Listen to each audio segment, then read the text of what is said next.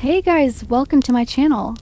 Tonight we begin with the bizarre, ambitious, and sometimes eyebrow-free world of medieval beauty standards, the world where the goal wasn't to look healthy, but rather like someone who'd just been politely exercised.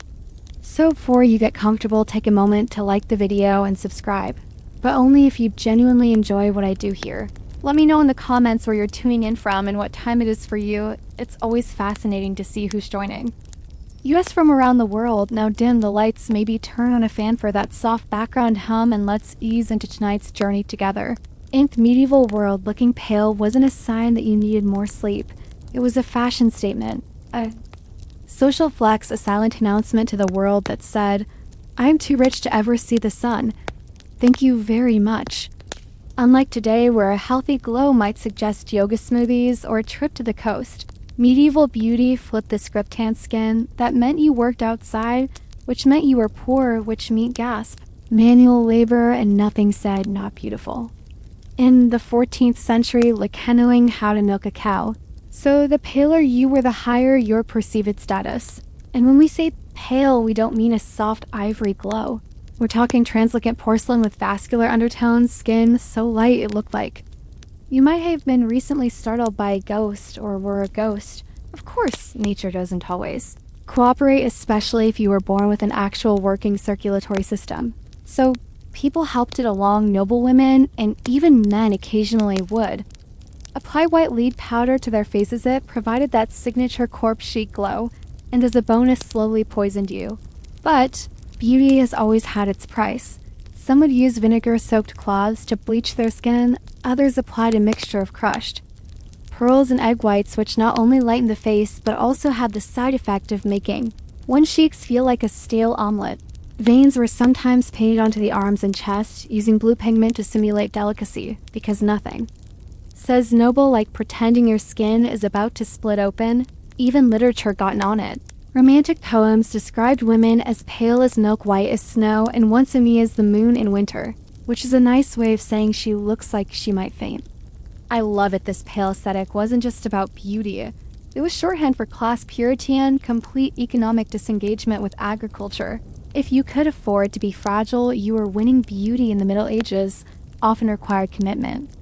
And by commitment, we mean a slow, decorative form of chemical warfare on yourself. Because for those striving to achieve it, that prestigious pale complexion, nature just wasn't enough. So they reached for makeup, specifically lead-based white face powder. Yes, lead isn't a thing one to seal off old buildings for, but back then it was considered cutting edge. Their result was a smooth, pale matte finish. The medieval equivalent of high foundation. It made the skin look flawless and eventually feel very not flawless. White lead powder was made by combining vinegar and metal, then allowing it to corrode into a white crust that could be ground into a fine powder. Apply that daily, and voila, you looked like a luminous, delicate aristocrat with a secret death wish. And if your skin began to flake, blister, or fall off in small diplomatic chunks, even better, it meant the makeup was working. Probolitis wasn't a one-product routine either. Many added mercury-based rouge for color or chalk dust for more staying power. Egg whites were brushed over the face for a smooth, glazed look. Basically, if it came from a barn or an alchemist shelf, someone had rubbed it on their face in the name of elegance. The downside, other than the obvious slow poisoning, lead-based products caused everything from chronic fatigue and skin ulcers to hair loss and premature death, which is not listed on most modern skin and care labels. But the fashion endured because if the choice was between dying slowly and being mistaken for a peasant, nobility often chose the scenic route to the grave. Men were always immune. Either some male courtiers also used powders or skin treatments, especially in the later medieval and early Renaissance courts where image mattered almost as much as lineage, or at least as much as smelling less terrible than your rival. Of all the medieval beauty trends, the obsession with high foreheads may be the most eyebrow-raising, literally because the people were removing their eyebrows for it. A tall, smooth, uninterrupted forehead wasn't just fashionable. It was considered elegant, intelligent, and divine. It was the architectural marvel of the medieval face. The ideal forehead said, "I spend my days reading psalms and looking pensively out of tassel. Windows not, I own a shovel." To achieve this noble look, women went to extreme and frankly itchy measures. Eyebrows were plucked out completely, and sometimes even scalp hair was removed inch by inch to push the hairline further. In fact, this wasn't a trim, this was a full-on forehead. Expansion Project medieval grooming manuals advised women to use tweezers, hot cloths, and depilatory creams made from things like cat dung, quicklime, or vinegar-soaked leeches, all in the name of showcasing a forehead that could double as a sundial. The results were striking portraits from the time show women with serene expressions and foreheads. You could host a joust on them. Combined with pale skin and soft facial features, this Haydn aesthetic became shorthand for refined beauty. It wasn't all a booth face either. Fashion supported this look, tight-fitting hoods, wimples. Antonins, those famous cone-shaped hats, all helped pull the hairline up, or at least hide the part where your eyebrows used to live, and this wasn't just some isolated castle trend. From England to France to Italy, noble women leaned into high forehead style, while artists and poets reinforced it by praising women whose faces began somewhere near the crown of head. Of course, not everyone could afford the time or tools to pluck themselves into perfection, so in amen of medieval ingenuity, some women faked it by drawing their new forehead slightly higher and covering the wrist with headbands or veils. That's right, the Middle Ages had their own version of contouring. It just involved a lot more fabric. In medieval Europe, eyebrows weren't just underappreciated. They were actively eliminated. Modern trends may celebrate bold brows, feathered arches, and TikTok tutorial spit in the 14th and 15th centuries. Eyebrows were seen as unnecessary facial clutter. To achieve the ideal look, women plucked their eyebrows into near non-existence or erased them entirely. Why? Because a bare, smooth forehead was considered elegant and refined, and any sign of actual hair growth interrupted the aesthetic. Eyebrows were basically seen as stubborn weeds on the garden of the face. Some went even further and shaved the brow area completely, ensuring that not a single strand interfered with their alabaster high glory. It's the sort of commitment that would make modern beauty influencers blink twice, mostly because there were no brow pencils to draw them back in. To remove the brows, medieval women used tweezers, wax, pumice stones, or for the especially brave mixtures containing quicklime vinegar or arsenic, because nothing says dedication to your look like risking mild facial melting. This was more than just a passing fad. Art from the period, from illuminated manuscripts to oil portraits, confirms the trend. Noble women are frequently depicted with smooth foreheads and expressionless eyes framed by nothing but skin. The result, eyes hither serene or slightly alien, depends on the lighting. Interestingly, the no-brow trend wasn't entirely uniform. In some parts of Europe, thin or lightly arched brows persisted, especially as influences from the Middle East and Byzantine Empire filtered through trade and war, but by and large the message was clear: if people can see your eyebrows, you're doing it wrong. And this wasn't just for women, and especially those close to court life occasionally trimmed or groomed their brows as part of a larger aesthetic of refinement, though full removal was rare among males unless they lost them in a particularly heated theological debate. What this all tells us is that medieval beauty ideals weren't about looking natural. They were about looking curated, symbolic, and just a bit angelic. Angles, after all, rarely have brows, and arc coincidence possibly, but it worked for them. In the Middle Ages, having a touch of color in your cheeks was desirable. But like most things in medieval life, there were rule of social risks and a vague chance of damnation. The ideal was a subtle blush like you just heard, a mildly scandalous poem, or stepped outdoors for 30 seconds, but not long enough to tan, heaven forbid, gentle. Rose hue on the cheeks suggested youth, fertility, and general survival, all things that were considered attractive, particularly if you could maintain then past the age of 28, but you couldn't look like you were trying. Applying rouge was considered vain, and vanity was suspiciously close to sin. The church was not amused by women smearing color on their faces, unless of course they were nobility or doing a thumbly, which is a theological gray area scholars are still trying to define. Still, women improvised. Common blush ingredients included beetroot juice, crushed strawberries, mulbers, or even coined a deep red pigment made from crushed insects. Yes, bugs, because beauty has never been kind. Some rubbed their cheeks to get that natural flush, while others used mixtures of red ochre or wine. Sediment dabbed carefully to avoid detection by both clergy and judgmental neighbors. Perthulity rouge could be made from red lead or cinnabar, both of which were incredibly toxic. But The logic went something like, I may die young, but I'll die. Pink-cheeked and socially respected, rouge was typically applied with cloth fingers or whatever tool was available with it. Hadn't just been used to season a stew, mirror access was limited, so many women relied on instinct muscle memory or the occasional honest maid. Of course, if your blush was too visible, you might be accused of imitating prostitutes or worse. French courtiers, the Horthegel was always modest enhancement, not theatrical statement. And if some of your neck implanted your glow, you were expected to deny everything and mutter something about the wind. Even nuns occasionally wore a touch of rouge discreetly and supposedly only on feast days, because nothing says, I serve the Lord. Like a tasteful dab of beetroot behind the cloister in medieval Europe, if your hair didn't look like it had been kissed by holy light or stolen from a bottle angel, you were already starting from behind. Blonde hair in particular was the medieval gold standard. It was associated with youth, beauty, virtue, and in case you needed divine backup, the Virgin Mary was frequently painted as a blonde, even though she was geographically speaking. Almost certainly not, but realism was less important than radiance. If you were born blonde, congratulations, you were considered list and probably got out of a few chores. But natural blondness didn't last, especially in adulthood. So medieval women took matters into their own hands, and sometimes cauldrons, homemade. Hair lightening concoctions included saffron, chamomile, ash, honey, and lye.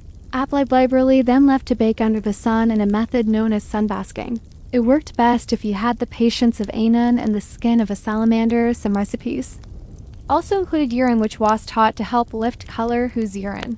That part was less regulated, but as long as it gave your hair that celestial shimmer, it was deemed worth it. Beauty isn't, always has been a little bit disgusting. Hair texture mattered. Toothless long wavy locks were the ideal, preferably cascading down your back, like a divine curtain. But this luxury was reserved for unmarried women.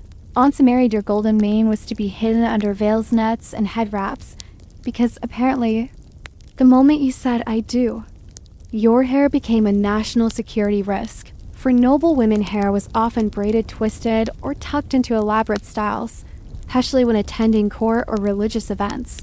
These hairstyles were frequently accessorized with silk ribbons, beads, or embroidery just in case you needed to remind the room you didn't shear sheep for a living. Men weren't left out either.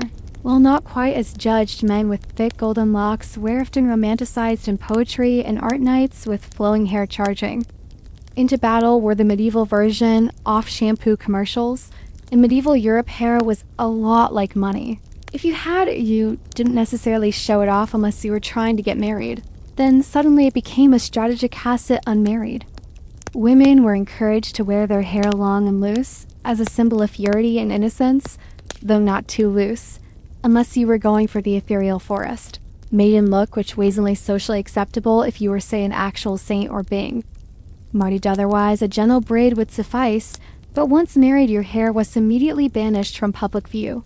Congratulations, you now had a husband and an obligation to wrap. Your locks tighter than a monastery's wine budget enter the world. A veils, wimples, nets, and kifs, a medieval wardrobe of modesty that can make even the most radiant blend disappear under 3 layers of beige linen. These coverings weren't just modest, they were practical. They protected hair from smoke lice and unsolicited compliments from treaters. The most dedicated women layered their coverings.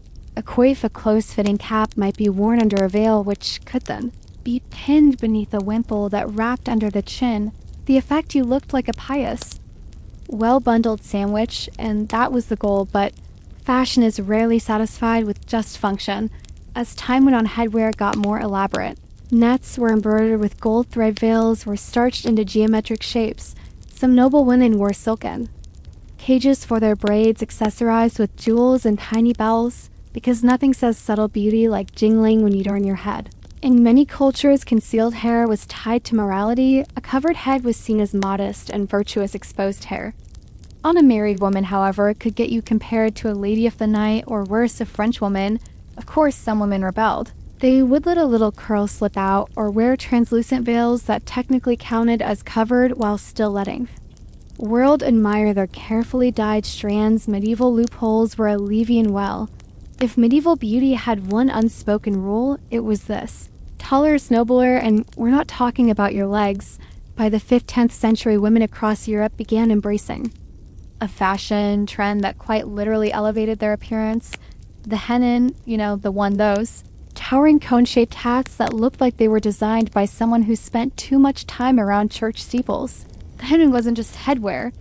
It was a social ladder you wore. These hats could reach upwards of 2 feet sometimes.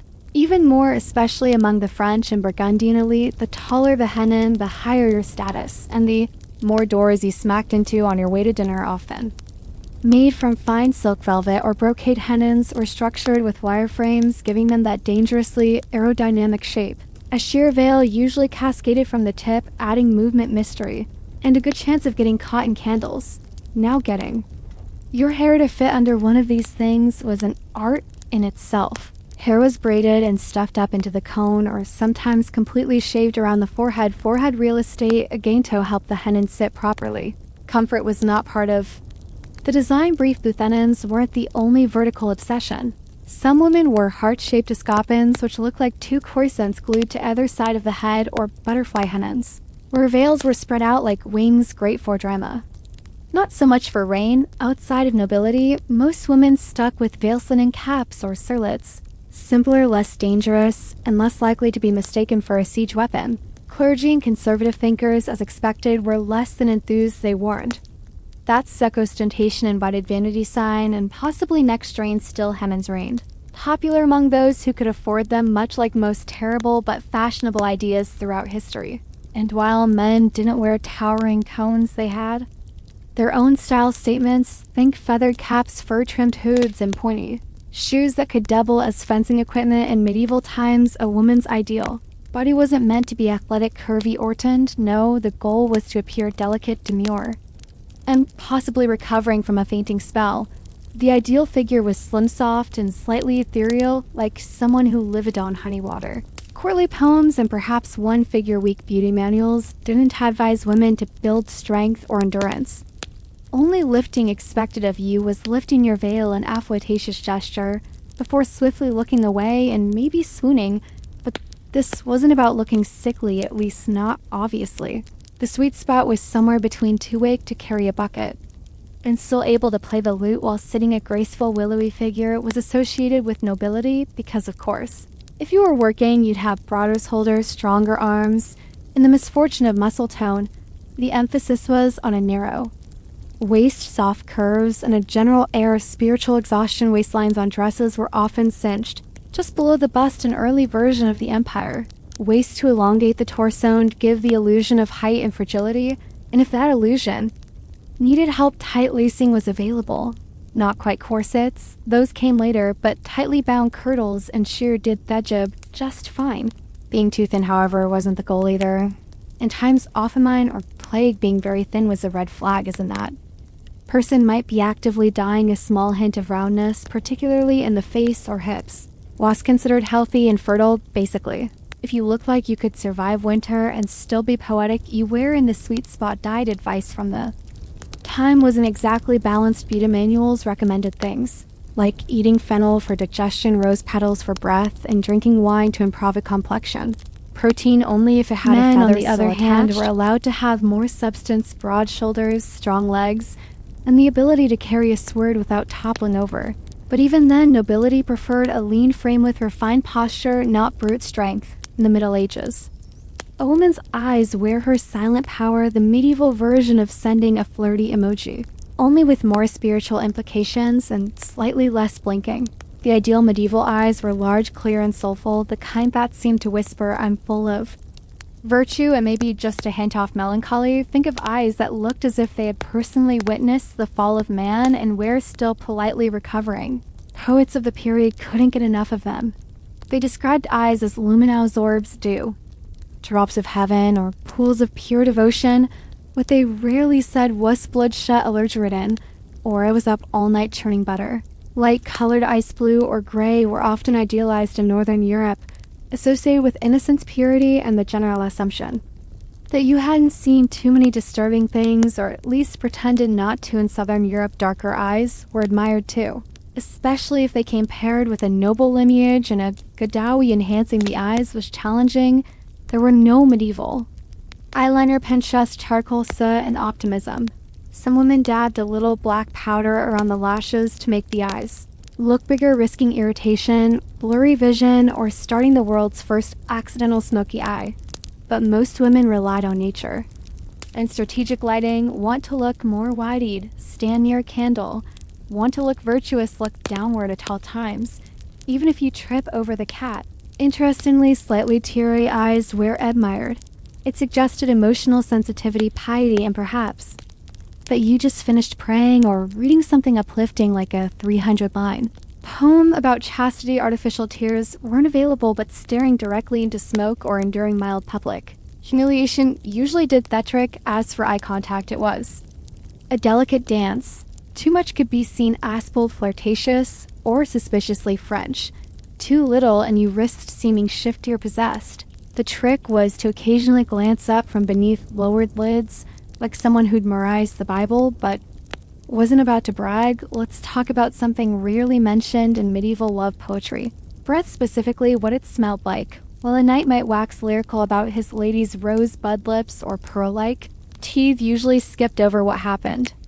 When those lips opened, that's because medieval dental hygiene was at best an inspirational concept, and minty freshness wasn't invented yet, unless you count standing near a herb garden and hoping for the best. Still, fresh breath was technical look inside. Desirable, a gentle, sweet-smelling mouth hinted at youth, health, and that you probably hadn't eaten garlic and eels for breakfast, though statistically you had. Medieval women did what they could. They chewed parsley, fennel seeds, cloves, cinnamon sticks, and occasionally twigs, not just for the taste, but to keep the mouth tolerable. Think of it as the permanent version of gum. It didn't sparkle your teeth, but it made you slightly more kissable, or at least less terrifying in close conversation. For those with access to apothecary, were also herbal pastes and mouth rinses made from sage vinegar and myrthes were applied sparingly, both because they were expensive and because opening your mouth too wide in public was considered a bit much. Toothbrushing, as we know it, wasn't standard. Instead, people wiped their teeth with cloth, rubbed them with chalk or crushed herbs, or used chew sticks, small fibrous twigs that could scrub and double as something to fidget with while your suitor recited. Bad poetry in Waltosis wasn't exactly romantic. It wasn't considered shocking either. After all, everyone had bad breath to some degree, and they all had bigger problems like surviving winter, or avoiding being burned as a heretic. For noble women, the trick was to minimize offense while maintaining grace. Conversations took place at arm's length, public affection was limited. And when in doubt, fan yourself and look contemplative. Bonus points if you carried a small pomander, a scented orb filled with herbs to wave gently in your own direction as needed in modern times. A great smile can launch 1,000 dating apps in the Middle Ages. A smile was a risky endeavor, best used sparingly, like spices or peasant revolts. Why? Well, medieval dental hygiene wasn't exactly flourishing. Teeth were important, yes, but more for chewing bread than charming suitors. Most people had teeth. That ranged from slightly questionable to actively terrifying despically by age 30, so the fewer people saw them, the better. This wasn't entirely due to negligence. Tooth decay was rampant thanks to daishiki and bread porridge and mead, and lacking in toothbrushes. Dental floss, or literally any kind of fluoride sugar, wasn't widely consumed yet in most of Europe. But even basic starches broke down into tooth-tarnishing misery. Also, dental surgery at the time was essentially an exorcism with pliers. Despite this, a healthy smile was quietly admired, just not loudly celebrated. White, even teeth were rare and seen as a mark of youth and fortune, and perhaps a miracle, but people weren't going around flashing big toothy grins like medieval toothpaste commercials. In fact, a demure closed lip smile was far more fashionable. Think I might be contemplating a sonnet. Rather than I'm thrilled to be here, some women even used powders made of sage salt or ground up coral to try and clean or whiten their teeth. These methods were mildly effective and mostly abrasive. Imogen brushing with sand and hoping for the best. But overall, teeth were tolerated, not flaunted. Medieval art, for instance, almost never depicts open-mouthed smiles. Even saints and angels usually keep their mouths politely closed, as if they too were quietly aware of the risks of showing mirrors. Men weren't immune either. A knight might win the heart of a lady with his bravery and chiseled jawline, but no ballad ever included the line, "His spids gleamed like ivory." There's a reason Tredor sang about eyes, hair, and hands, not breath and bite alignment. When it came to medieval beauty standards for men, the expectations were oddly specific. You didn't need to Beckersel like a Greek statue, but you also couldn't look like you'd just fallen off a hay cart. The sweet spot was somewhere between ready to joust and could write a poem about jousting without actually doing it. The ideal man was tall, lean, broad-shouldered, and very importantly, nobly unbothered, not overly muscular that suggested labor, but not soft either. That suggested laziness or too much me. You wanted to look like you could swing a sword, but only if the squire was busy. A defined jawline, high cheekbones, and a straight nose were all considered. Attractive, think prince in an illuminated manuscript rather than village straw man. A well-groomed beard or a smooth, clean-shaven face was acceptable, depending on the region and era. But either way, it needed to look intentional, not like you'd been lost in the woods for a week. Hair was typically shoulder length and styled especially for noblemen. Curls were in fashion in many courts, especially if they occurred naturally or looked like they did. Some men even used curling irons, yes, really small. Heated rods or herbal rinses to enhance texture and shine, because nothing says I'm above manual labor, like sitting for 45 minutes while your page boy styles your fringe clothing. Played a huge role in enhancing the male silhouette. Padded, shoulder cinched waists and fitted tunics helped create the ideal body shape with extra emphasis on posture. A nobleman did not slouch. He glided often with a hint of disdain. And if a man did happen to be naturally muscular, that was fine as long as he wasn't caught. Actually working with Thossamuscles fighting in wars was acceptable, hauling barrels was not. Above all, that look was effortless. You weren't supposed to try to be attractive. You were simply born noble, and that alone made you appealing. A kind of medieval version of hot without trying, except instead of a gym membership, you inherited land and a falcon. In an era where bathing was technically optional and plumbing was mostly a dream, with a Latin name, scent management became an art form, and not glamorous. Walk through a cloud of Chanel No. 5 kind of art, more than Massa and Prey variety. To be fair, people did bathe, just not as often as we'd hope, especially depending on the century, location, and plague frequency. So to keep from offending nostrils. Human and divine medieval men and women tornetto. The electory power of herbs, oils, and perfume pouches. Let's begin with Becamander, a small hollow ball made of metal, worn on a chain or pinned to clothing, and filled with strongly scented herbs, like cloves, rosemary, cinnamon, sage, and occasionally some ominously labeled powder of roses. These weren't just for elegance. They were portable smell shields. Think of them as the medieval version of walking around with a freezy grenade. The nobility I also favored perfumed gloves, handkerchiefs, and even scented combs. Everything was fair game for aroma enhancement, including hair, which was sometimes doused with floral waters or vinegar infusions that smelled slightly better than sweat and desperation. Speaking of sweat, yes, people absolutely sweated. Medieval garments were heavy, summers were hot, and deodorant was still several centuries away from reinventing armpits. The solution layers of linen which absorbed sweat and could be washed more frequently than the woolen or silk outer garments. Some added herbal sachets to their underlayers, hoping to combat odor with fragrant optimism. Baths were a thing, especially during the early medieval and late medieval periods, but access varied wildly. Church eventually frowned upon communal nudity, which really put a damper on hygiene enthusiasm. So many turned to dry bathing, which is exactly as unrefreshing as it sounds. Wiping yourself with a cloth, then spritzing on scented water and pretending that counted. And then there were the overachievers, people who kept flower petals in their shoes or stuffed herbs in their bed linens to smell vaguely like someone who had recently seen a garden. In medieval Europe, beauty wasn't just skin deep. It was morally loaded. A well-composed face could be a divine blessing, a social weapon, or a trap set by the devil himself. Sometimes all three before breakfast. To be beautiful was to walk a very fine line on one hand, physical beauty, clear skin, symmetrical features. Pale complexion was considered a sign of virtue. If you were lovely, it meant you were blessed, possibly chosen by God, or at the very least unlikely to steal sheep.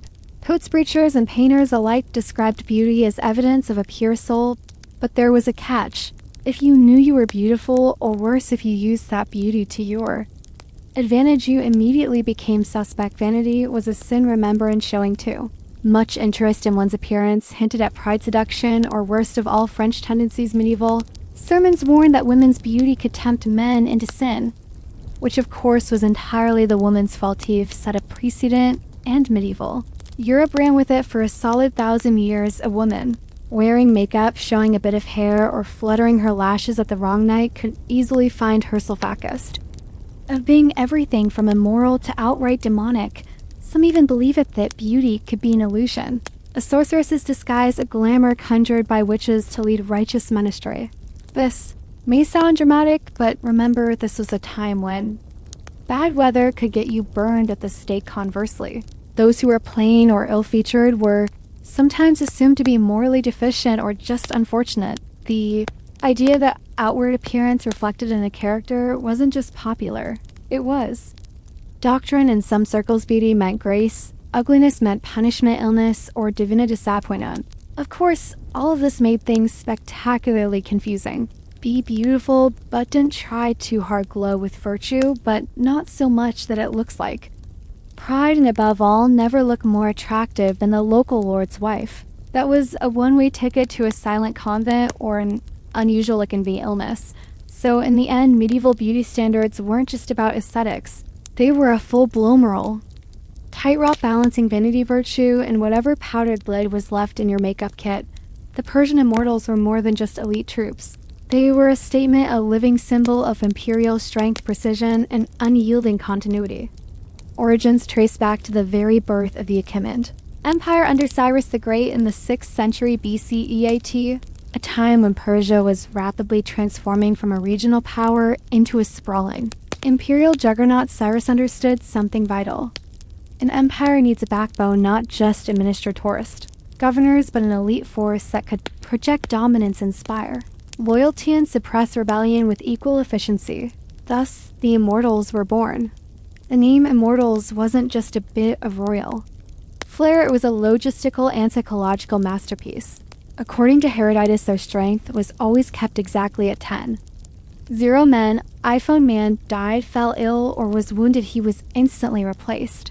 The numbers never wavered from the outside, seemed they could not be diminished, could not be weakened, and above all, could not die, whether myth or clever bookkeeping by image. Stuck, and my name endured. Immortality in this case wasn't about endeavor survival. It was about the eternal presence of Persian might. These men weren't random conscripts. To be an immortal meant being selected from among the Persian nobility, or at least from families of high status, and proven loyalty. Training began young. Discipline was brutal, loyalty to the king unquestionable. They were expected to be not just warriors, but exemplars of 8 values: order, obedience, and composure under pressure.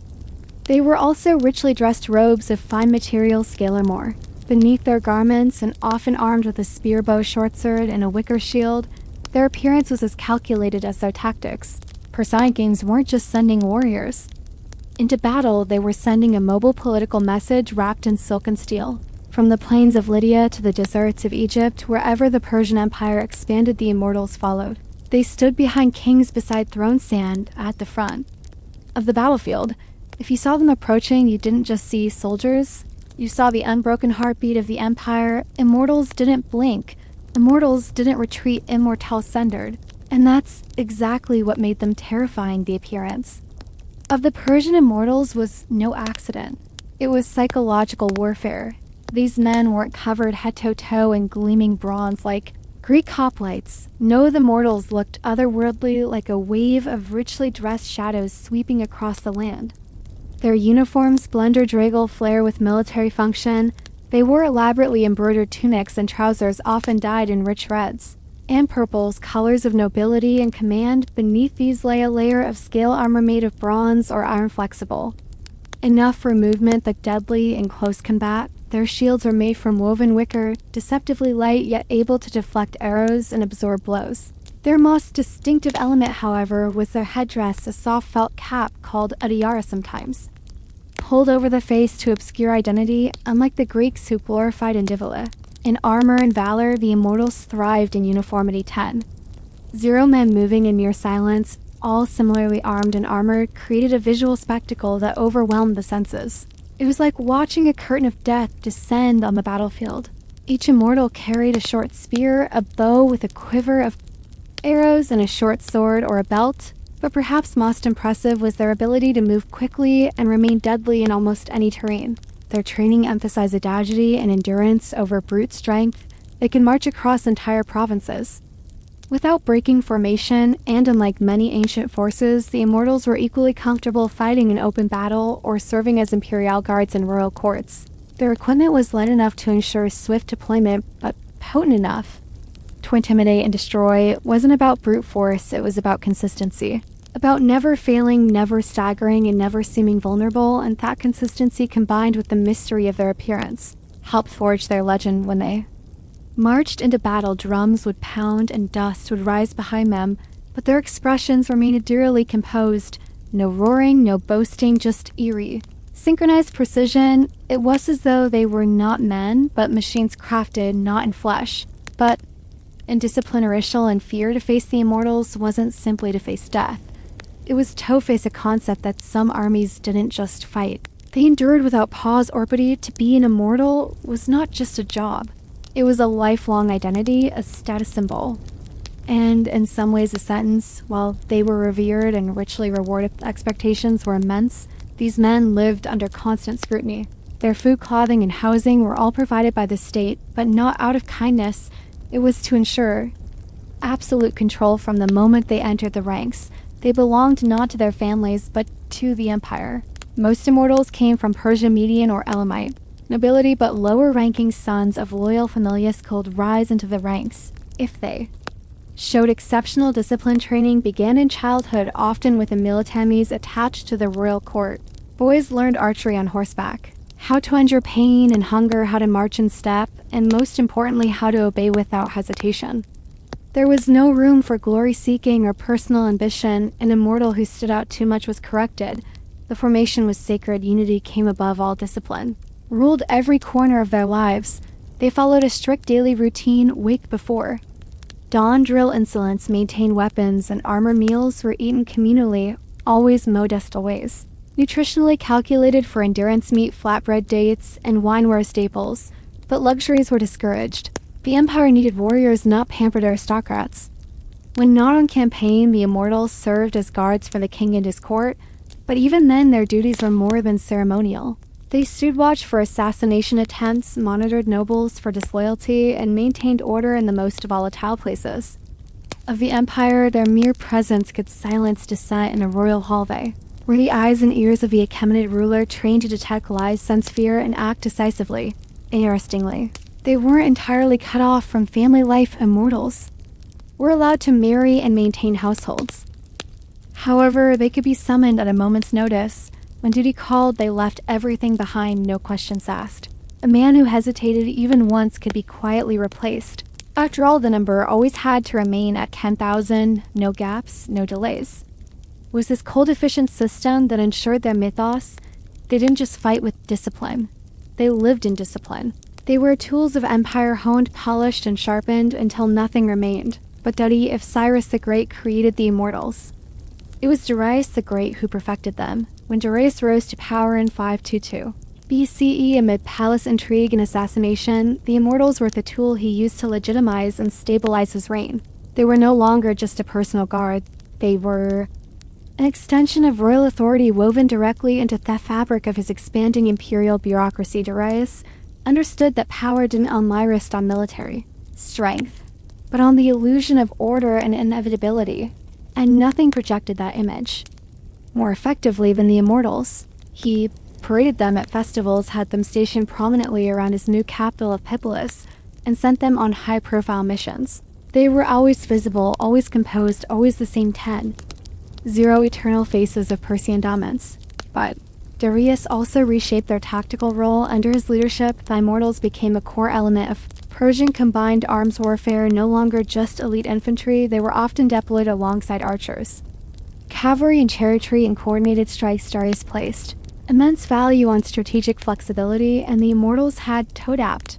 They trained more, rigorously in ranged combat, siege warfare, and battlefield coordination reports from later Greek observers describe how they moved with terrifying efficiency, firing arrows and volleys while slowly advancing behind their wicker shields never breaking formation. They also became heavily involved in suppressing rebellions. Darius's empire stretched from Egypt to the Indus Valley, and revolts were frequent. The Immortals were often the first wave of retaliation in Elam, Babylon, and Saya. They acted as both punishment and message. The empire is watching, and the king's will is inexhaustible. It was under Darius that they earned a darker reputation, not just elite warriors, but instruments of fear and retribution. Even their iconography was elevated. Carvings at Papilola showed them in perfect lines, stylized and identical, facing eternity in stone. These weren't mere portraits. They were propaganda. Darius wanted every subject in Visitor to know, these men are always here, always armed, and they do not die. Step out offline and you'll meet 1 or 10. 0 through Darius, the Immortals became more than a military unit. They were institutionalized fear woven into the royal image, deployed with surgical precision and wrapped in gold-threaded silence. The Persian Immortals reached the height of their legend during the reign of Xerxes the Great, and nowhere was their reputation more fiercely tested than at the narrow mountain pass of Thermopylae in 480 BCE. This battle, now mythologized through centuries of art and cinema, wasn't just a clash of armies. It was a symbolic collision between two radically different worldviews. Persian imperial order versus Greek city-state defiance, and at the center of the storm stood the Immortals. When Xerxes invaded Greece with what ancient sources claimed was the largest army the world had ever seen, he brought the Immortals as his personal vanguard. They didn't just guard him, they were a scalpel in the heart of chaos. Their reputation alone preceded them. The Greeks had heard of the 10. 0 who never died, the elite troops who served kings like gods and fought with flawless precision. At Thermopylae, they met resistance that rattled their mythos, King Leonidas and his few thousand. Greeks, most famously 300 Spartans, held the narrow pass. Against wave after wave of Persian attacks on the second day of battle, Xerxes ordered the Immortals to break the Greek line. It was meant to be a crushing blow. After all, these were the elite of the elite, but what followed was not the instant rout. Xerxes expected the immortals, skilled as they were constrained by the tight geography of the pass. Their bows were nearly useless in such confined space, and their shorter spears couldn't reach past the long dory of the Greek hoplites. For hours they clashed with disciplined Spartans who fought in tight interlocking phalanxes. Trained from childhood for exactly this kind of combat, the Immortals suffered loss of Shivi ones. Herodotus noted, perhaps with some glee, that they were no more useful than the ordinary troops. It wasn't just a military defeat, it was a rupture in their image. The Immortals had always appeared untouchable gods of ware and silk and scale, but at Thermop they bled, they died, and for the first time the illusion of their immortality cracked under the weight of Spartan spears and Greek defiance. Yet even in defeat they remained terrifying. They adapted, they regrouped, and they marched again. Immortality, after all, wasn't about invincibility, it was about endurance. Most fascinating part of the Persian Immortals wasn't just their training or battlefield tactics, it was their system. What truly made them immortal wasn't magic or divine favor. It was administration, cold, efficient, relentless bureaucracy. When one immortal fell, whether in battle due to illness or by retirement, another took his place instantly. No mourning, no ceremony, just a seamless substitution. The total number always remained exactly 10. 0. This wasn't a poetic exaggeration, it was by design. The Achaemenid Empire ran on logistics, and the Immortals were that from example. They had a constantly maintained pool of trainees and understudies, young men being groomed to fill vacancies. The moment they appeared, these replacements were kept in the capital, supervised, drilled, and rotated through lesser duties until called up. This internal structure made the Immortals far more than a static elite unit. They were a living system of excellence, always regenerating, always evolving. To facilitate this, records were kept with meticulous care. Officers known as Shazaropatus, literally commander of 1,000, oversaw recruitment, disciplining, supply. There were 10 such commanders beneath the overall leader of the Immortals. Below them, a web off subcommanders, scribes, and quartermasters. ensured every man had the correct arms rations, lodging, and medical support. Lose a man in Egypt, a replacement is dispatched from Suez, soldier breaks a leg during patrol in media, his successor is already packing his gear. This machinery extended beyond just military readiness. It was psychological, the illusion of Ken. Zero unchaining warriors was a tool of imperial terror. If you killed one another, immediately stepped into his place. It didn't matter who they were individually. The identity was irrelevant. The presence was eternal-like, a hydra of discipline and silk. The immortals created the illusion of unstoppable force because the match never paused to grieve. Even off the battlefield, this system functioned flawlessly. If an immortal's family became disloyal or politically compromised, he was quietly removed and replaced. No scandal, no drama. The line moved forward as if nothing had changed. This mechanism solely compared to the glory-seeking. Greek ethos was perhaps the immortals' greatest strength, not skill, not courage, but the cold certainty that they could never truly disappear, while the Persian immortals are remembered as warriors. They were also something far subtler, diplomats, and armor in the Aymid worldview. Military force wasn't just about conquest. It was about presence and the immortals. Werfed and deployed not just to fight, but to be seen to enter foreign courts as living representations of Persian elegance and power. Their silken robes, gilded weapons, and perfect discipline made them terrifying in battle, but mesmerizing in peace. When ambassadors arrived in foreign lands, the immortals often accompanied them, not for protection, but as spectacle. Imagine a small elite escort entering a Greek or Babylonian city. 10 men perfectly synchronized, dress not in rough leather or blood-stained bronze, but in fine tunics laced with gold, silent and unreadable behind their soft felt headdresses. They didn't shout or threaten, they didn't need to. Their very existence was a negotiation. In satrapies provinces, immortals were regularly stationed to remind local governors where true power resided. They rarely interfered with civil rule, but they were always there watching. A whisper of sedition could bring a squad of them to a governor's door. Rebellion in the provinces was often stopped before. It began simply because the alternative facing the immortals was too dreadful to consider. Even within the royal court, their presence was multifunctional. They acted as ceremonial guards during Norse festivals, coronations, and diplomatic receptions.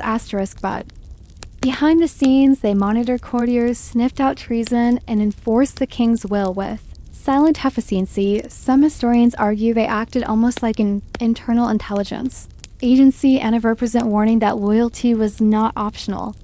This dual identity, warrior and envoy, enforcer and ornament, was part of their genius. Unlike most elite units of ancient times who lived for the glory of battle alone, the immortals served a much broader imperial strategy. War was just own tool. Theirs was an empire held together not just by swords but by symbols. The immortals understood that fear and awe are siblings in foreign courts. In remote palaces, their arrival sent a clear message. The king is watching. The empire is eternal, and resistance is not worth the cost. And in this way, they fought wars without ever unshaving a blade. All empires age, and so do their legends. By the later years of the Achaemenid Empire, the immortals were still feared, still respected, but no longer invincible.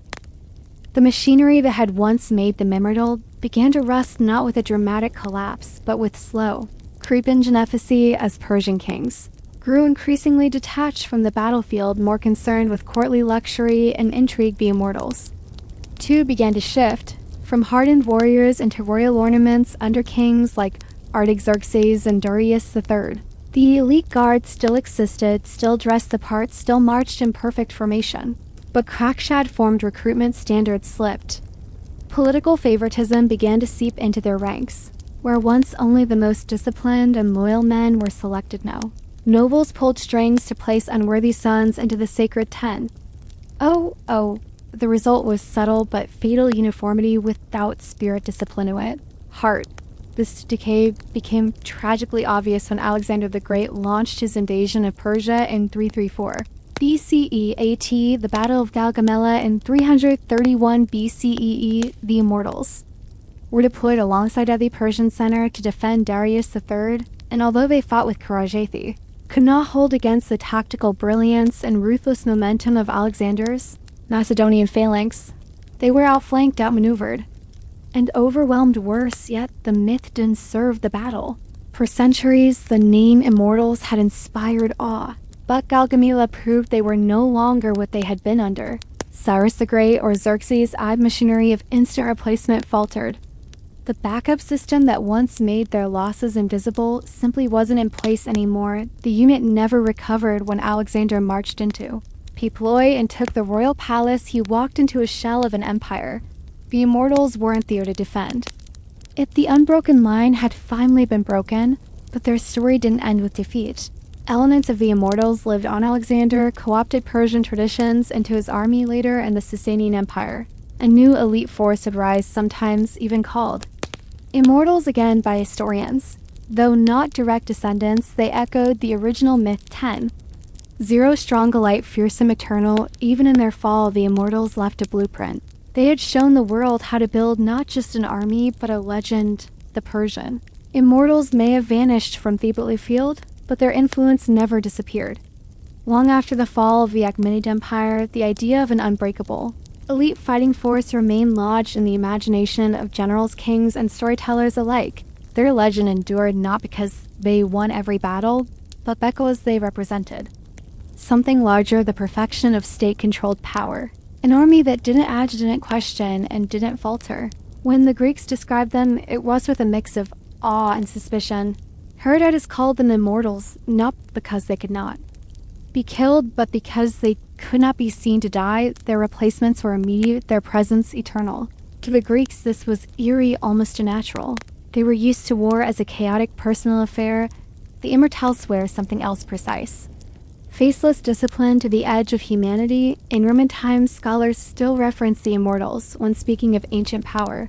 Even Byzantine historians noted the structure of the Persian elite guard as something to be admired, and in the early Islamic period, Arab historians recounted tales of the 10, Zero who had once guarded kings of old their spears, glinting like a forest of silver under the desert sun. The concept would revive again in the Sasanian Empire, where an elite cavalry corps, sometimes referred to by historians as the New Immortals, served as the empire's armored fist. Though not directly descended from the Achaemenid unit, they carried the submission embodying imperial invincibility. Even Napoleon Bonaparte, centuries later, studied Persian military organization and praised their structure. Culture like the mortals seeped into myth. Modern media often misrepresents them, turning them into monsters, demons, or masked assassins. But the truth was far more compelling. They were human, terrifyingly human, ordinary men turned into instruments of empire through relentless training, psychological control, and a deeply embedded system of continuity.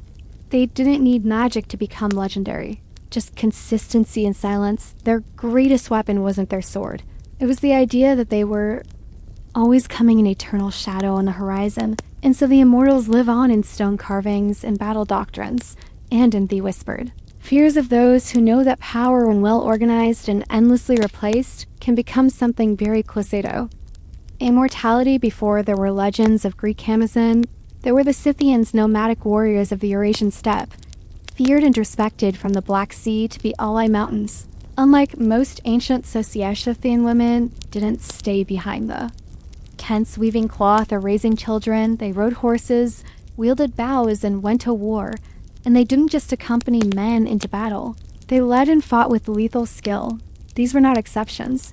This was the culture. Greek historians like here were stunned when they encountered these women. He described entire tribes where women refused to marry unless they had first killed an enemy in combat. His words, original intent as exotic curiosities, have since found archaeological proof burial. Mounds called Kyrians scattered across Ukraine, Kazakhstan, and southern Russia yielded astonishing finds of skeletons of young women buried with bows, arrows, swords, and even battle-inflicted injuries.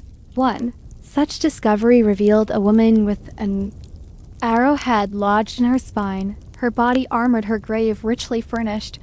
These weren't ceremonial weapons. They had been used, and so had she. Science society was fundamentally different from its contemporaries. Life on the steppe demanded mobility and resilience. Everyone, male or female, had to ride, hunt, and defend the tribe. Girls learned archery as young as boys did.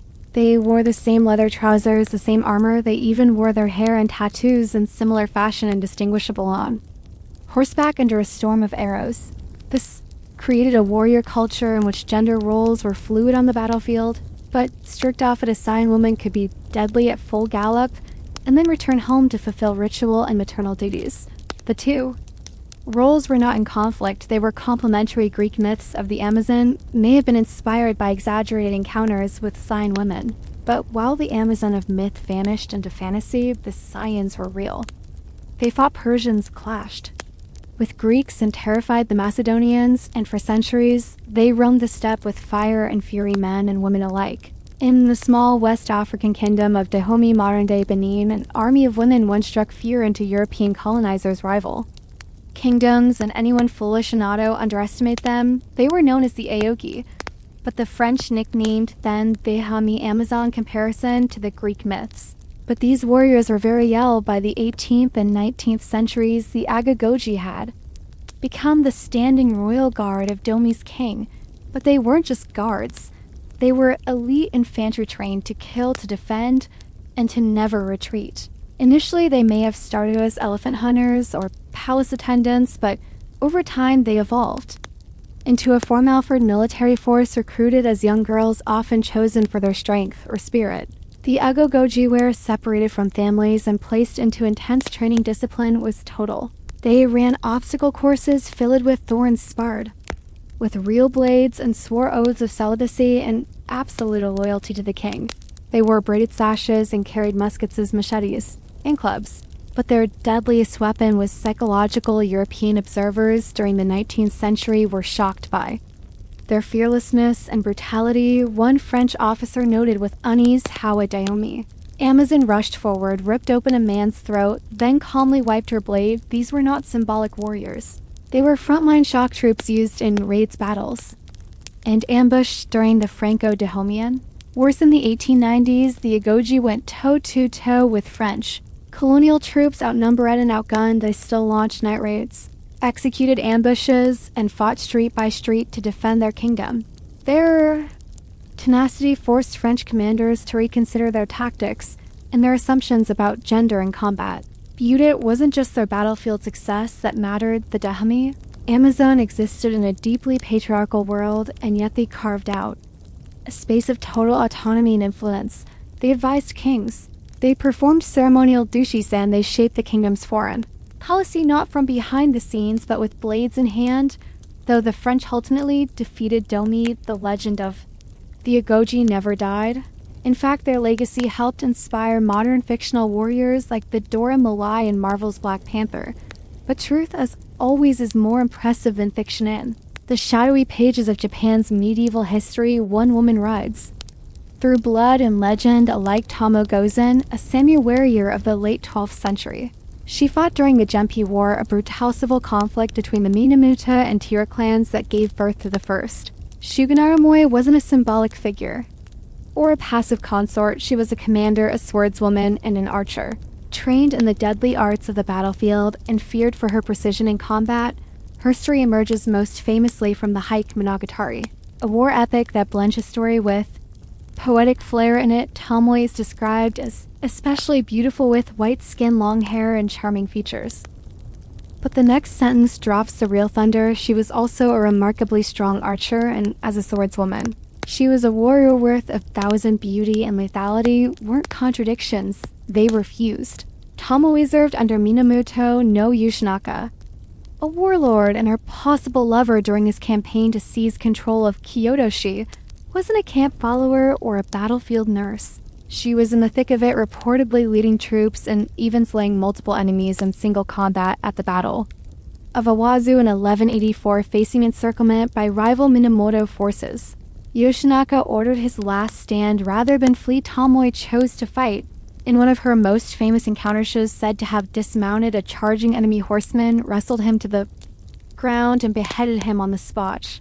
Shethin calmly remounted and continued into the chaos. That moment, possibly embellished, possibly true, has endured for centuries as a symbol of her unmatched composure and skill. But what happened to Tomo after the war remains a mystery. Some say she was captured and forced into marriage. Others say she had become a nun, retreating into silence. Still, others believe she vanished like a ghost back into the mists of legend. Whatever the truth, the legacy of Tamagone survived in theater folklore and national memory. In a society built on rigid gender roles and patriarchal control, Tamagone stood apart, bloody drawn head high and utterly unafraid. She wasn't just fighting for her lord, she was fighting for her right to exist in a world that told her she shouldn't. In the 1st century CE, the Roman Empire was at its peak, disciplined, organized, and seemingly unstoppable. But then came Boudica, a flame-haired Celtic queen from Britannia who merely brought the Romang machine to its knees. Her name would echo through history as a symbol of raw vengeance, national pride, and the terrifying force of a woman with nothing left to lose. Boudica was the wife of Prasutagus, king of the Aini tribe in what is now eastern England. He was a client king under Rome, a puppet ruler allowed to maintain power as long as he kept the peace. But when Prasutagus died, Rome ignored his will and moved to seize his lands outright. In the process, Roman officials feaged Boudica public land according to Tacitus, raped her daughters.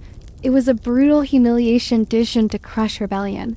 Instead, it lit a wildfire in 60 or 61 CE. Boudica united several British tribes and launched one of the most ferocious revolts in Roman history, and she wasn't a figurehead Roman accounts describe her leading her army from a chariot, spear in hand, dressed in a flowing tunic and a massive gold torque around her neck. Her fiery hair streamed behind her as she rode, calling her people to war.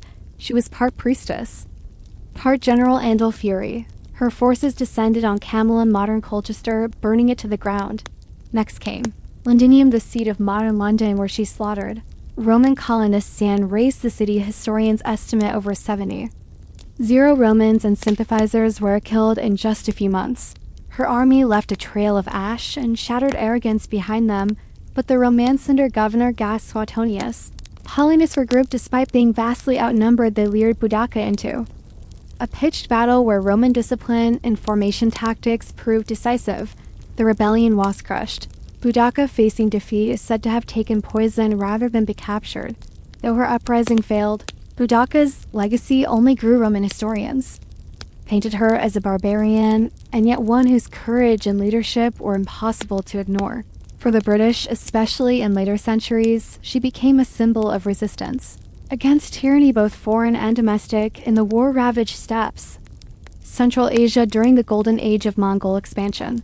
There emerged a woman who terrified warriors and embarrassed princes, not with a sword, but with sheer physical dominance. Her name was Catalone, and she was the great-great-granddaughter of none other than Genghis Khan. But she didn't just ride in his shadow, she carved out a legend of hero in one headlock at a time, born around 1260.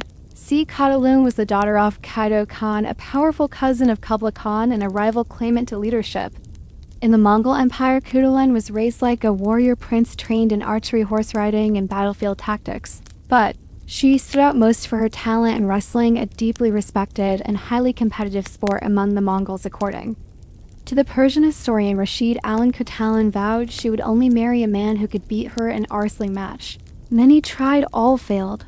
Dozens of suitors walked away defeated and humiliated, some even wagering horses, gold, or herds on their chances. It's said she amassed 0 horses from her victories, turning her into not just a champion, but one of the wealthiest women on the steppe. But Catalone wasn't just tossing men onto the dirt for fun. She fought alongside her father in real battles, commanding troops and breaking enemy lines during campaigns against both rival Mongol factions and Chinese forces. Catalone was Kaidu's most trusted military advisor. He even considered naming her as his successor, an unprecedented move in a culture dominated by male warlords.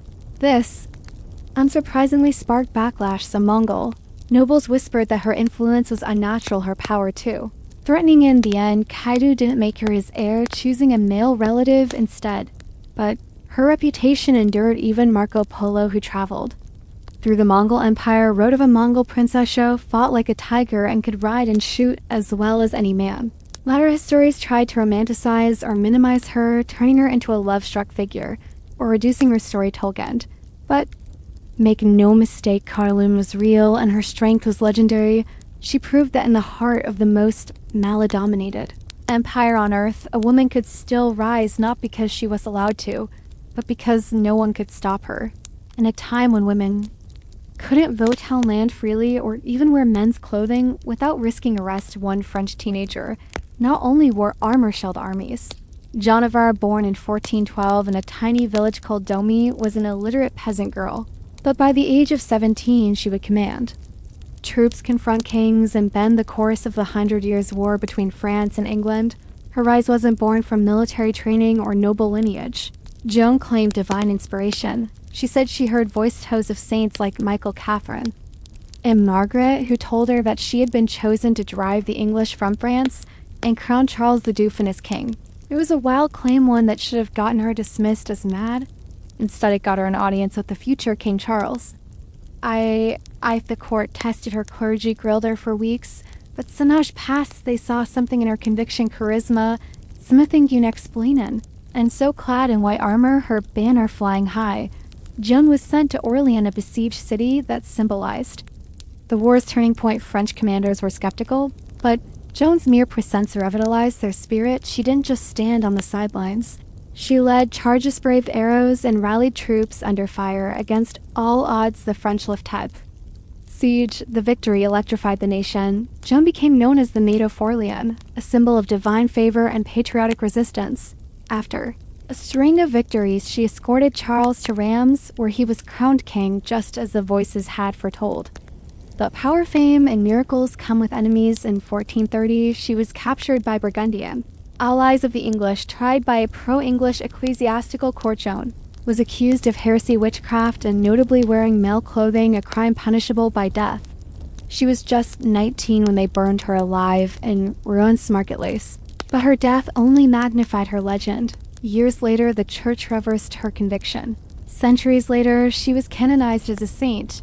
By the time Nakano Tiko took up her naginata, a bladed pole arm favored by samurai women, Japan was changing fast. It was the late 1860s, and the samurai class was being dismantled as the country modernized. But in one final stand for the old ways, this young woman would write herself into history as the last true Onagata-fail warrior of the samurai tradition. Nano was born in 1847 into a respected family of scholars and warriors. From a young age, she studied Confucian classics, calligraphy, and most importantly, martial arts. Her favorite weapon, the naginata, was more than just practical. It was symbolic, traditionally used by women of the samurai class. It allowed for extended reach and graceful, fluid combat. Under the guidance of her adoptive father and martial arts master, she trained until her skill rivaled that of the best men in her domain. By her 20s, Nano had become both an educator and a warrior, teaching other women the ways of the sword. But in 1868, when the Boston War broke out, a civil conflict between the imperial forces and the old Tokugawa shogunate, Nano didn't stay behind. She joined the defense of Aizu, one of the last bastions of traditional samurai resistance. Women were not officially allowed to serve, but Nano formed an unofficial unit of female fighters, known as the Josh Tai, the women's army clad in hakama, pants, and traditional armor. These women fought fiercely alongside the men, protecting their families, their city, and their way of life. At the Battle of Aizu, Nano led her unit in hand-to-hand combat against imperial troops armed with rifles. According to witnesses, she killed several enemies before being shot in the chest. Knowing she was mortally wounded and unwilling to be captured or defiled, she asked her sister to behead her. Body was buried at a temple in Fukushima. Her sword beside her, Nano's bravery was legendary even in defeat. Today, statues of her stand in Japan, particularly in Aizu, where she's remembered not only as a warrior, but as a woman who refused to bow to modern Itido patriarchy or to death itself. In the smoldering ruins of World War II, one aim sent shivers down the spines of German soldiers on the Eastern Front. Ludmilla, Pavlik, iconic and Lady Death. By her enemies, she wasn't a myth, a morale booster, or a propaganda figure. She was the real thing, a Soviet sniper who tallied 309 confirmed kills, including 36 enemy snipers. She was the most lethal female sniper in recorded history, born in 1916 in what is now Ukraine. Pavlik was competitive from a young age. She was fiercely patriotic and unnatural marksman when Nazi Germany invaded the Soviet Union in 1941. She was just 24 years old and studying history at university. But instead of books, she picked up a rifle and volunteered for the Red Army officials initially suggested she become a nurse. She refused, she wanted a combat role, and she got one. Deployed to the front lines during the siege of Odessa and later the siege of Sevastopol, Plekanka earned her reputation the hard way. She spent long hours motionless, muffled in freezing terrain waiting for the perfect shot. Her targets weren't just foot soldiers. She hunted officers, machine gunners, and rival snipers. She operated with nerves of steel, patience bordering on supernatural, and an absolute hatred for the invaders' Hercule. Count climbed so high she was pulled from the front and sent on a diplomatic tour of the United States, Canada, and the UK. There she met President Franklin D. Roosevelt and formed a friendship with Eleanor Roosevelt, who admired her composure.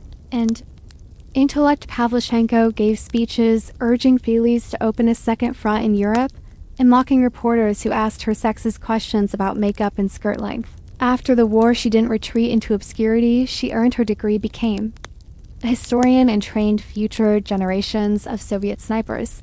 Though she suffered from war-related trauma and injuries, her legacy endured. She received the Hero of the Soviet Union Medal and remains a national hero in both Russia and Ukraine. A world that often doubts the place of women in war. Lyudmila Pavlichenko didn't argue, she didn't protest. She simply did the job better than almost anyone who ever lived.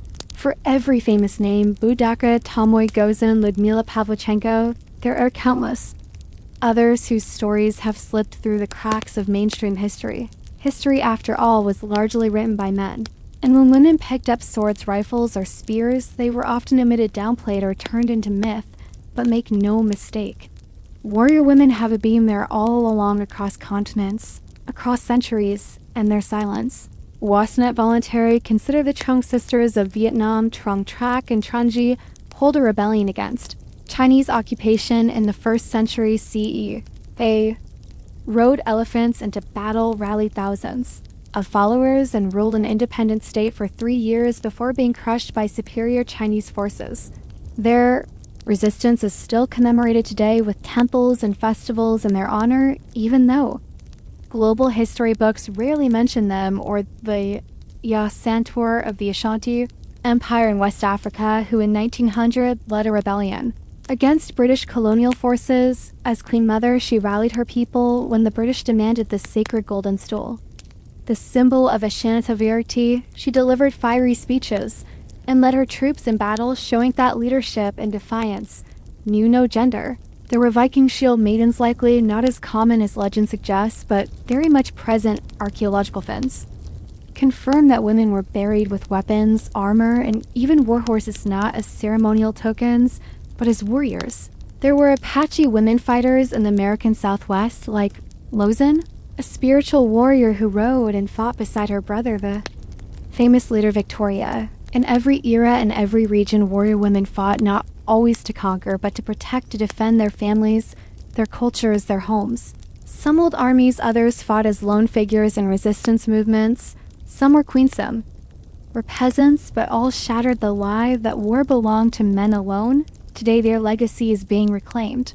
From scholarly research to pop culture representations, the stories of these women are finally resurfacing, and each rediscovered name is a reminder. History is not just what was written, it's also what was erased. These women didn't ask to be remembered. They asked to be respected. And slowly the world is beginning to listen. In the heart of ancient Mesopotamia, dirty Iraq music wasn't just entertainment. It was ritual, power, and language, and no instrument embodied this more than the lyre. Among the world's earliest stringed instruments, the Mesopotamian lyre dates back over 500 years, emerging from the Sumerian city of where music was woven into both temple ceremony and royal court life. The lyres weren't simple harps carved from wood. They were intricate, beautifully crafted objects, often adorned with gold, silver, lapis lazuli, and detailed animal motifs. One of the most famous examples is the double-headed lyre discovered in a royal tomb in the 1920s by Sir Leonard Woolley. Its soundbox was shaped like a bull's body, and the instrument's head was covered in gold leaf, its beard made of lapis. But this wasn't just for show. The bull was a symbol of strength, and its presence on a lyre may have been spiritual, not decorative. Played with the fingers or small plurum, the lyre produced a resonant, haunting tone, though we can't Herencient melodies, exactly as they were, scholars believe the Sumerians used a heptonic scale 7 notes, much like modern Western music. Clay tablets inscribed with early musical notation provide tantalizing clues showing that music theory and scale construction existed even then. These lyres weren't confined to palace halls. In temples, music accompanied offerings and prayers to the gods. Hymns were sung with lyre accompaniment in honor of deities like Inanna and Enlil, turning music into a sacred bridge between human and divine itinerary. Rites lyres mourned the dead, helping guide souls into the afterlife. They weren't just instruments. They were voices of transition and transformation. Mesopotamian musicians held a respected role in society. Some were female priestesses, others were court performers.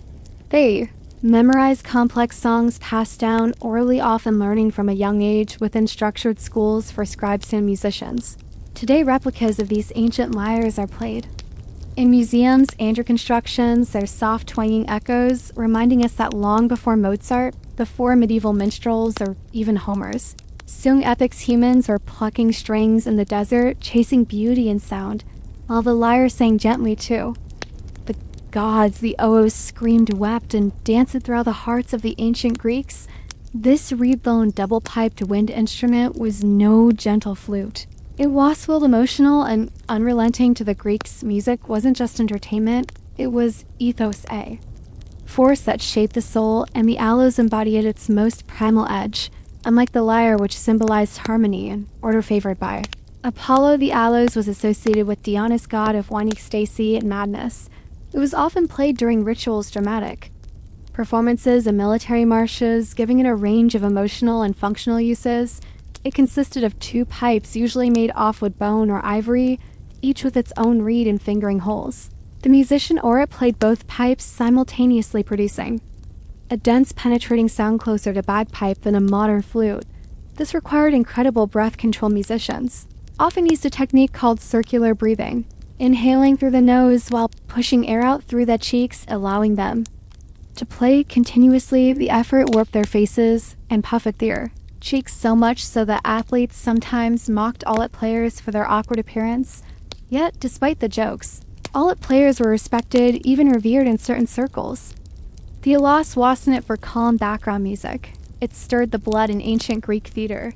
It accompanied tragedies and comedies, adding mood and momentum to performances by Sophocles and Euripides. In battle, it kept hoplites marching in step, its blaring voice slicing through the chaos, and during Bacchic rituals, it pushed dancers into trance-like states, dissolving the line between performer and possessed. Plato had a complicated relationship with the Oos in his Republic, famously dismissed it as too emotionally overwhelming, preferring instruments like the lyre and Cathra for their intellectual clarity, yet even he couldn't deny its power. Theos could simulate sorrow, mimic fury, or stir euphoria, sometimes all in the same breath. Today, fragments of ancient alloys survive in museums, and modern reconstruction hint at its raw energy. Unlike the mathematically balanced lyre, the aloes went about perfection. It was about release. It carried the sound of frenzy, mourning, seduction, and war. In the ancient courts and scholar studios of China, music was more than art. It was philosophy, emotion, and few instruments embody this more than the gin and the guangtu string cithers that carried the sounds of dynasties, meditation, and poetic introspection. They may look similar at a glance, but each served a distinct role in shaping China's musical identity. Introspection, they may look similar at a glance, but each served a distinct role in shaping China's musical identity. The jin is the elder of the two, an instrument with over 3,000 years of history, with 7 strings and a long fretless wooden body. It produced quiet, subtle tones to the untrained ear. The guqin sounds almost whisper-like, gentle slides harmonics and plucked notes that echo like raindrops on old tile. But to Chinese scholars and sages, these sounds reflected the balance between heaven and earth. Confucius himself was said to play the gin, believing it cultivated moral character and inner harmony. In ancient China, learning to play the guin wasn't about becoming a performer. It was about becoming civilized. Contrast this with the guang, a younger, louder cousin with a brighter sound and more public life, with 16 to 21 strings or more. In modern versions, the guang was built for performance. Its curved wooden frame and movable bridges allow for rich melodies and dramatic Kisando's musicians plucked the strings with pleat attached to their fingers, creating cascades of notes that shimmer like flowing water. It was favored in palaces, folk music, and even military camps, where the gin whispered to the soul the guan sang. To the crowd, both instruments had roles in ritual and storytelling. The gin often accompanied poetry readings, philosophical lectures, and meditation. The guzheng was used in banquets as operas, and to recount historical epics, its music could mimic galloping. Horses flowing rivers or weeping, lovers all through vibrating silk strings and masterful fingerwork. These instruments also represented gendered spaces in ancient Thais. China, the gin was traditionally played by molesculars, while the guang became more associated with female performers, especially in later dynasties, yet both were respected, taught in musicolmes, and written into the Confucian ideals of balanced education. Today, both gin and guang are still played, revived in classical and contemporary settings alike. They remain living echoes of China's ancient soul, where music was not only heard, but felt as a path to virtue and emotional depth. In ancient Egypt, music wasn't background noise. It was a sacred tool, a form of divine communication that echoed through temples, tombs, and daily life. From pharaohs to peasants, music weighs everywhere. It soothed laborers, honored the dead, guided religious rituals, and entertained the living. And the instruments that shaped this soundscape were as diverse as the Nile itself. One of the oldest and most iconic Egyptian instruments was the harp. Early harps curved like bows, evolved into larger angular harps that stood as tall as a man. These instruments were plucked with the fingers, often by temple musicians or court entertainers. Harps weren't just for art. They were associated with the afterlife. Tomb paintings often show harpists playing for the souls of the dead, easing their journey into eternity. Then came the serum, a sacred rattle associated with the goddess Hathor, protector of music, motherhood, and joy. Made of metal with loose crossbars, the siren produced a jangling sound when shaken. It wasn't subtle, but it was powerful, used in temples to summon gods, purify spaces, and drive out evil spirits. Shaking of a serum was believed to please deities and maintain cosmic order. Flutes, often made from reed or bone, added breathy melodies to processions and rituals. Double clarinet with two pipes played simultaneously created a rich, buzzing harmony. A predecessor of fiuos of Greece, percussion came through frame drums, hand clappers, and even castanets, especially in dances and festivals. Professional musicians in Egypt held respected positions. Many werewomen depicted in art as harpists and singers, often serving temples. These women were more than entertainers. They were chantresses of Amen, musicians of Isis, figures of spiritual power. Music could honor gods, accompany offerings, and mark the transition between life and death. Egyptian notation remains elusive, unlike Mesopotamia or Greece. Few musical records survive, but their instruments depicted vividly in tombs and temple steles enough. Ancient Egyptians understood music as structure, emotion, and magic. Even in death, music was. Essential instruments were buried with their owners. Believing they'd play again in the field of reeds, the Egyptian paradise, to them music wasn't a pastime. It was a Yuri's language long before written words etched history into stone. Ancient African cultures used something far more primal and immediate: rhythm across the continent. Drums weren't just instruments, they were voices. They spoke, commanded, drumbered, and summoned. In Africa's ancient societies, music, especially percussions, was a living, breathing language that carried stories, laws, identities, and the pulse of the divine. Drums varied by region and purpose. The tone of the most iconic was the talking drum, found in West Africa, shaped like an hourglass and strung with leather. Chords: this drum could mimic the tonal language of the people. Skilled drummers could speak entire phrases by adjusting tension on the chords while striking it with a curved stick. Messages were sent across villages announcing births, deaths, warnings, or royal summons. Long before the invention of paper or the postal system, the drum became the continent's first wireless communication system. But drums weren't just practical, they were spiritual. In kingdoms like ancient Kush, and no drums summoned ancestors and deities. In Efa and Benin, they honored kings and gods in elaborate court rituals. Drumming was central to initiation ceremonies, healing rituals, and funerals. It was said that to beat a sacred drum was to awaken forces beyond the veil. African drums came in countless forms: djembe, dundun, bugle, abu, and kedi. Each with specific roles in the musical hierarchy. They were carved from single logs, carefully hollowed.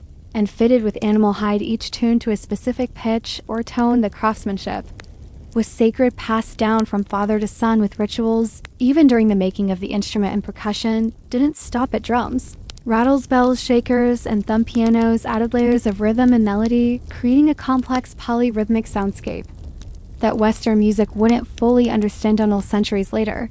In African tradition, music was inseparable from movement. You didn't just listen, you danced, breathed, sweated with it. The drummer wasn't a performer, he was a conduit channeling energy.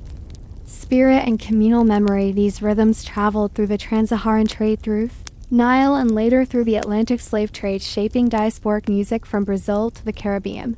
But their heart was always Africa, where the beat was tentertainment. It was identity, ancestry, and survival high. In the Andean mountains, where the air thins and the clouds brush the earth, music floated through the stone city sand. Terrace fields, not from string or drum, but from wind. Ancient Andean civilizations, like the Nazca Mox and Inca, developed a rich musical tradition centered around airphones, flutes, whistles, and most famously panpipes or secu. The secu is a deceptively simple-looking instrument, multiple reeds or bamboo tubes of varying lengths slashed together in a row or stacked in double rows. Each tube plays one note and players alternate rapidly between rows to create melodies. The result is a haunting, breathy harmony that echoes Sacris mountains like a conversation with the wind itself. Siu. Ensembles were often played in pairs, two players performing alternating notes and interlocking patterns. A technique called hawkening, which symbolized the Andean ideal of duality and balance in nature and society. Flutes made of bone clay or reed were also widespread, some so small they could hang from necklaces, others large enough to produce deep, resonant tones. Many were carved in the shapes of birds, snakes, or spirits, showing the spiritual link between sound and the natural world. These weren't just musical instruments, they were sacred tools. Music was used to call rain, bless harvests, honor the sun, or communicate with ancestors. One particularly fascinating find is the ceramic whistling vessels of the Mecca civilization when water was poured. Ancient internal chambers forced air through a whistle, producing eerie tones, literally musical pottery. These were likely used in rituals, combining water, air, and sound into a single ceremonial act. In Inca society, music accompanied every stage of life, from birth celebrations to funerals, from military parades to agricultural festivals. There was a melody for every moment. Inca musicians played for gods like Ini the sun and Pachamama the earth, offering their breath as a form of spiritual devotion. Even soldiers marched with coordinated flute music, turning warfare into ritual choreography. Though Spanish colonization nearly erased many native traditions, the sound-off Andean flutes never fully vanished. Today, their echoes can still be heard in Peruvian highlands and Bolivian villages, an ancient voice of stone, wind, and sky still singing in the thin air. In ancient India, music was more than a performance, it was cosmic engineering. According to Hindu philosophy, the universe itself was created from sound. From the primordial vibration, known as Om. From this belief grew one of the world's most intricate and enduring musical traditions. Rooted in ritual, mathematics, and spiritual transformation, early texts like the Vedas dating back to at least 1500 CE already contain hymns known as Saman chants, which were meant to be sung, not just recited.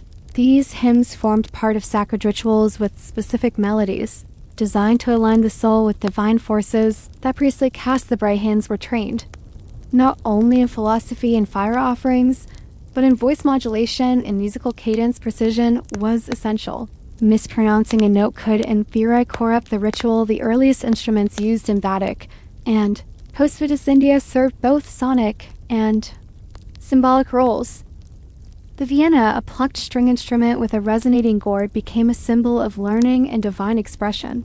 It was and still is associated with the goddess Saraswati, the deity of wisdom and the arts. Its strings were said to echo the vibrations of the cosmos, allowing the player to connect with universal truths through melody. Wind instruments like the banshuri, bamboo flute were not only tools of melody, but vehicles of myth. Lord Krishna, the god of love and divine play, was often depicted playing the flute, charming humans and animals alike. The sound of the banshuri was believed to pierce the illusions of reality Maya and transport listeners to a higher state of consciousness. Percussion also held immense power than the dangam and taba weren't just rhythmipers. They mirrored heartbeats, breath patterns, and cosmic cycles. Rhythms orderless were complex mathematical patterns. Some cyclical, some asymmetrical, each linked to emotional states and times of day.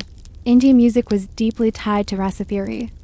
The belief that music should evoke specific emotional flavors like love, heroism, serenity, or sorrow, even in ancient times ragas. Melodic frameworks were designed to stir the soul and guide meditation, unlike many ancient traditions lost to time India's. Musical roots have not only served, they've evolved, but at their core remains the same ancient belief that to make music is to touch the divine. In the ancient cities of Mesoamerica, from the towering pyramids of Teotihuacan to the ceremonial plazas of the Mir and Aztecs, music was inseparable from the sacred. It wasn't just art, it was power used to speak to gods, sanctify blood offerings, summon rain, and terrify enemies. The peoples of Mesoamerica music was ritual technology and invisible thread. Linking humans to the divine and the dead drums dominated the soundscape. Most iconic was the huhudal, a tall single-headed drum carved from hollowed tree trunks and played with bare hands, covered in animal skins and adorned with glyphs. Or sacred images, the hahedal throbbed during festival warfare and sacrifices. Its deep, resonant sound echoed through stone courtyards like the heartbeat of the gods. Then came the tainasti, a slit drum made of hollowed wood played with rubber-tipped mallets, its surface was carved into two tongues that produced different pitches. When struck, the tainasti wasn't just percussive, it could speak. In Huitl, the Aztec language, it was said that tainasti could sing the names of deities, or the rhythms. Of fate itself, wind instruments were also central flutes made of bone, clay, and reed were common, often shaped like animals or gods. Some were so intricately made that they could mimic bird calls, jaguar growls, or human screams. In fact, the infamous Aztec death whistle, shaped like a skull and blown like a flute, produces a blood-chilling shriek, possibly used during war sacrificial ceremonies to strike terror into enemies or open portals to the spirit world. Music accompanied every major event: birth, coming of age rites, warfare, agricultural cycles, and death musicians, and dancers trained in special schools performing not just for crowds, but for the gods. Certain instruments were reserved for nobles or priests. Playing them incorrectly could be considered a spiritual offense. Even sacrifice central to Aztec religion was carried out to a musical score. Drums pounded, flutes wailed, and conch shells howled while hearts were offered to the sun. The music didn't soothe, it activated, it guided souls, thanked gods, and kept the cosmic engine turning. In Mesoamerica, music wasn't a backdrop, it was the ceremony. It wasn't meant to entertain, it was meant to transform. Though the civilizations of antiquity have risen and fallen, their music has never truly died. It lingers, not always in sound, but in ritual designing cultural DNA. In many ways, ancient music was never meant to be preserved in sheet music or captured in recordings. It was passed through hands, mouths, and hearts, a living tradition encoded in memory and performance. Take the Chinese gain or Indian veena. These aren't museum pieces, they are still played today, often using techniques that have been passed down for millennia. Performers don't just mimic ancient sounds, they embody them. Each note carries centuries of philosophy, culture, and meditation. In a single pluck, you can feel the same longing or joy that an emperor or sage once felt. In Africa, the drums still speak, the rhythms of the gamber, the call and response of go, the syncopation. Off dance all echo ancient practices that predate colonial maps or written history. Even in the Americas, the haunting breath of the Andean CQ or the thunder of PO double wow drums among indigenous tribes reflects echoes of ancestral voices. Some instruments are direct descendants of theirs, are inspired reinventions, but the roots are ancient. Even in modern Western music, ancient concepts survive. The 7-note heptonic scale used in Mesopotamia laid a foundation for modern harmony. Greek music theory modes, intervals, ethos, fadinto, early Christian chant, and the eventual birth of classical music. And the instruments, the lyre became the lute, which birthed the guitar. The ola's double reed design inspired the oboe and bassoon. But perhaps the most enduring legacy is the purpose of ancient music. It wasn't meant to sell tickets or top charts. It was ritual. It was healing. It marked birth and death, sowing and harvest, love and war. It meant something. Even today, music remains our universal language, able to Stir emotion without words to create community without walls. In a digital world overflowing with noise, ancient music reminds us that sound can be sacred, that rhythm can be memory, and melody a thread between worlds, whether whispered from again shouted. Through a war drum or piped from a clay flute, the songs of our ancestors still echo. We just have to listen.